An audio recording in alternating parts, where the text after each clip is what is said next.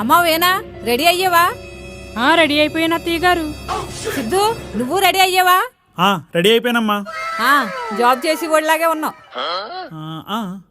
వేనా, నీ డ్రెస్ లక్షణంగా ఉంది. థ్యాంక్ యూ అత్తయ్య గారు. పదండి, లేట్ అవుతుంది కదా. వెళ్లే ముందు మీ ఇద్దరికే ఒక ఇంపార్టెంట్ విషయం చెప్పాలి. ఇంపార్టెంట్ విషయమా? ఏంటండి అది? చెప్తాను. వేనా, ఇప్పుడు నీ జీతం ఎంత? మీకు తెలుసు కదా అత్తయ్య గారు, 40,000 వస్తుంది.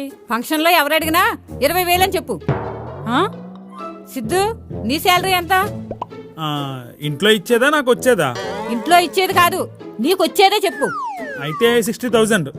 అయితే 30,000 అని చెప్పు. ఎవరైనా బయటోళ్ళు చెప్పినప్పుడు శాలరీ ఎక్కువ చేసి చెప్తారు గానీ నువ్వేంటమ్మా తక్కువ చేసి చెప్పమంటున్నావు? అవును అత్తయ్య గారు, మనకొచ్చే శాలరీ చెప్పడంలో తప్పేముంది? ఈ బంధువులతో జాబ్ ఉంటే ఒక బాధ, లేదంటే ఇంకో బాధ. వాళ్ళు జీతం గురించి అడిగినప్పుడు తక్కువగా చెప్తే